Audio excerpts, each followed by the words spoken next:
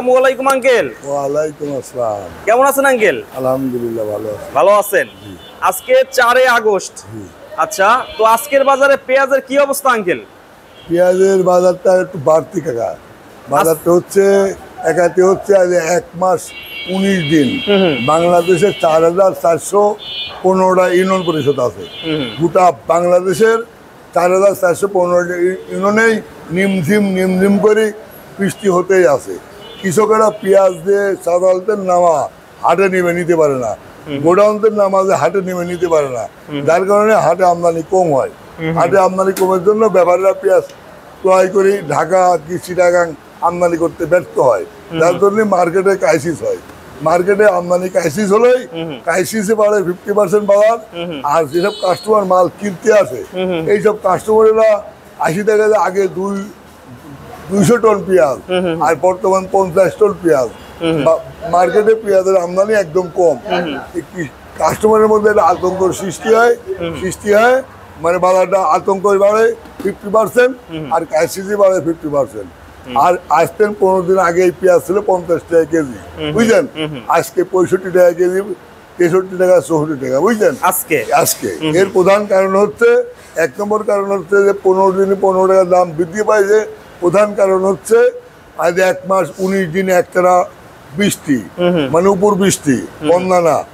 প্রত্যেকটা ফসলের জমি ডুবে গেছে পানিতে, প্রত্যেকটা সবজির জমি ডুবে গেছে, পেঁয়াজ আমদানি করতে পারে না। এই প্রধান কারণ দাম বৃদ্ধির।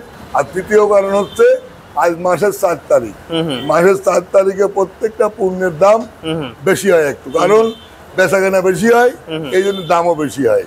হয়তো এই আবহাওয়াটা ভালো হলে দাম কমবে, আর আবহাওয়া যে ভিজা হয় তাহলে আরো বৃষ্টি হয়, তাহলে দাম আরো বাড়বে। আচ্ছা, তো আঙ্কেল এই যে শুনলাম যে আইপির বিষয়ে কথা চলতেছে, এটা কি সত্য? আইপির বিষয়ে কথা চলতেছে। জানুয়ারি, ফেব্রুয়ারি, মার্চ 3 মাস পেঁয়াজ গেছে 25 টাকা, 30 টাকা। কৃষকরা 3 মাস একটানা লস খাইছে 50%। ফেব্রুয়ারি, মার্চ, এপ্রিল তারপর গেছে 40 টাকা করে। গত মাসেও ছিল 50 টাকা করে, গত মাসেও লস খাইছে। এই 15 দিনে ব্যাপারেরও লাভ হচ্ছে, কিছু কৃষকের লাভ হচ্ছে। এখন এই মুহূর্তে আইপি দিয়ে পেঁয়াজের বাজার 65 বাজার দিতে আবার 50 টাকায় চলে আসে, 40 টাকায় চলে আসে। এই জন্য মাননীয় বাণিজ্য উপদেষ্টা চিন্তা ভাবনা করতেছে, কি বাণিজ্য কৃষি মন্ত্রণালয় চিন্তা ভাবনা করতেছে, আইপি দিলে পেঁয়াজের দামে অস্বাভাবিক কমে যায়, তাহলে কৃষকেরা আবার লস খাবে। একবার অতীতে 5 মাস লস খাইছে, আবার লস খাবে। এই জন্য চিন্তা ভাবনা করতেছে পেঁয়াজের বাজার যে 75 টাকা 80 টাকা হয়ে যায় তাহলে কি আইপি দিবে। আর যদি পেঁয়াজের বাজার এরকম 60-62 থাকে, আইপি নাও দিতে পারে। মানে 80-র উপরে হইলে চিন্তা ভাবনা করবে, 75-এর উপর হলে আইপি দিতে পারে, বুঝলেন? আর 75-এর নিচে থাকলে আইপি নাও দিতে পারে। তো এখন আমরা তো কৃষক তো মাথাতে হবে। কৃষক অতীতে 5 মাস লস খাইছে, এখন আবার কিছুটা লাভের ভাব আইছে, এটা লাভ করতেছে ব্যাপারীরা, কৃষকেরা। আবার আইপি দিয়ে পেঁয়াজ আমদানি করে আবার যদি লস হয়, সারা বছর পেঁয়াজ যদি লসই হয়, তো কৃষক বাঁচবে কি করে? আর কৃষক যদি গেলে সারা বছর লস খায়, দেশ বাঁচবে কি করে? আসলে কৃষক বাঁচাতে পারলে দেশের উন্নতি হবে। আর কৃষক সারা বছর লস খালে দেশের উন্নতি হবে না, দেশের অবনতি হবে। এই জন্য খুব চিন্তা ভাবনার ব্যাপার আছে। আচ্ছা, আপনার যদি আইপি দেয়, আপনার বাংলাদেশে 5,000 কি 10,000 আউটদার আছে, আমদানি বেশি হবে, আউটদারের লাভ হবে, কিন্তু কৃষকের লস হবে, লস। হ্যাঁ। আর যদি গেলে বাজারটা 65 থাকে, 70 থাকে, বুঝছেন, তাতে যারা ভুক্তা তাদের জন্য মানে অস্বাভাবিক না, ক্রয় ক্ষমতার মধ্যে থাকে। আবার কৃষকেরাও 5 টাকা 10 টাকা লাভ পায়, ওনাদের জন্য ভালো হয়। এই জন্য খুব চিন্তা ভাবনা করি আইপি দিবে। কারণ কৃষকের তো লস হয়েছে আঙ্কেল, অনেক টাকা, প্রচুর লস খাইবে। বললাম কি 5-6 মাসে একটানা লস খাইবে। আর এই যে আপনার আরো কত পণ্যতে, কৃষি পণ্যতে কৃষকেরা যে লস খাইছে নজির বিহীন, এখন 2 টাকা লাভ হচ্ছে। এই যে রসুনে এখনো লস হচ্ছে, রসুনে, হ্যাঁ, ওই আলুতে এখনো লস হচ্ছে। আরো অনেক পণ্য, একমাত্র বাংলাদেশে এই 1 মাস 19 দিনের বৃষ্টির প্রত্যেকটা সবজির দাম বৃদ্ধি, বুঝছেন? একমাত্র পেঁপে আর হচ্ছে আলুর দাম কম, বুঝলেন। আর সব সবজির দাম 50 টাকার উপরে, আর অন্যান্য জিনিসের দামও 50 টাকার উপরে। পেঁপে আর আলুর দামটা কম আছে, এইটাই কম আছে, এই দুটাই জিনিসই কম আছে। কম আছে। তো এইটা কত বিক্রি করছেন আঙ্কেল আজকে? এটা 64 টাকা বিক্রি করলাম। 64 টাকা? এইটা কোথায় আঙ্কেল? পাবনা। পাবনার, অনেক ভালো মাল। জি। আচ্ছা, 64 টাকা। আর আঙ্কেল আলু কত আজকে? আলু বেচলাম গতকাল বেচছিলাম 13 টাকা, ওটা বেচলাম কলেস্টোর রাজশাহী, আজ 14 টাকা বেচলাম। আচ্ছা আচ্ছা, 1 টাকা 1.5 টাকা বৃদ্ধি পাইছে। 1 টাকা 1.5 টাকা বৃদ্ধি পাইছে, হ্যাঁ। আর ওই যে যেটা গুলার আলু আগে ছিল 11 টাকা 10 টাকা, আজকে আছে 12 টাকা। 1 টাকা 2 টাকা বৃদ্ধি পাইলে তো আর কৃষক বাঁচবে না আঙ্কেল? বাঁচবে না না, কৃষকের তো কস্টিং হলে 16 টাকা 18 টাকা, বেচতেছে 9 টাকা 10 টাকা। আবার রাজশাহীটার নাকি খরচ আরো বেশি পড়ছে। যে ভাড়া যত দূর হবে, সাউন্ডটা বন্ধ করো। যত দূর হবে তত ভাড়া বেশি হবে। আচ্ছা, তো আঙ্কেল এই রসুন কত আজকে?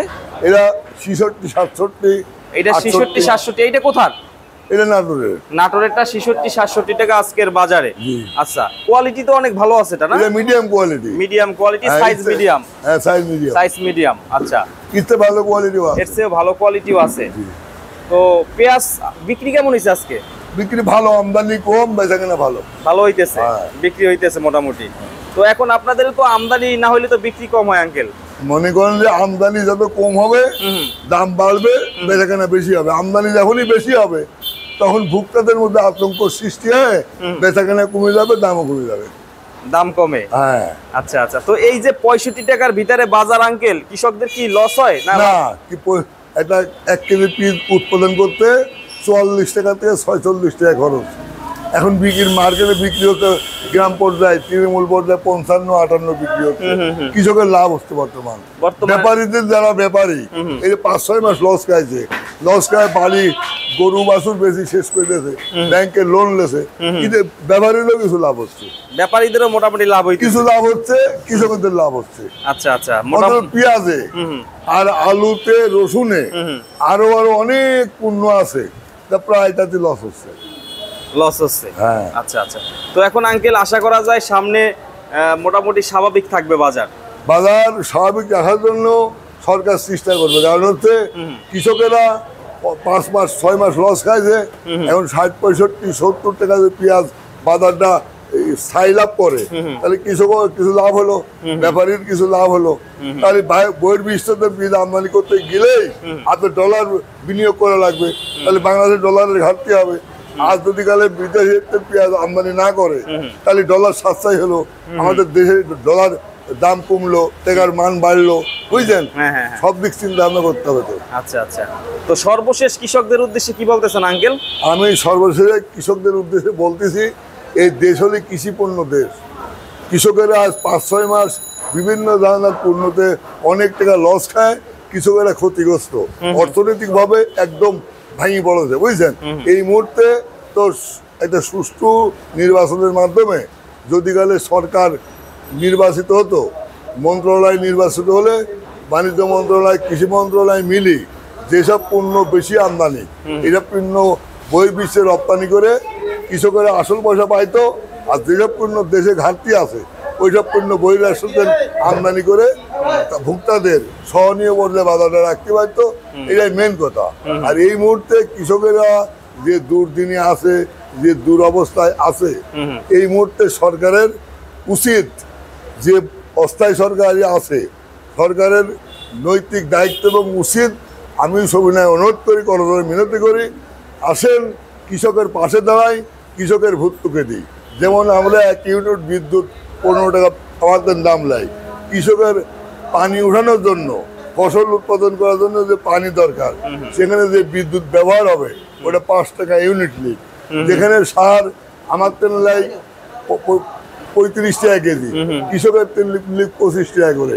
যেখানে তেল 122 টাকা লিটার ডিজেল, সেখানে আমার তেল লিখ 122 টাকা, কৃষকের তেল লিখ 50 টাকা করে।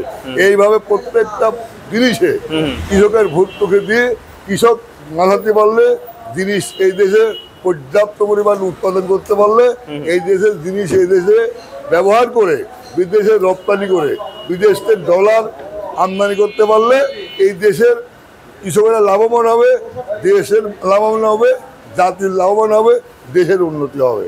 ঠিক আছে আঙ্কেল, অসংখ্য ধন্যবাদ, অনেক সুন্দর কথা বলছেন। তো ভালো থাকবেন, আসসালামু আলাইকুম। ওয়ালাইকুম আসসালাম।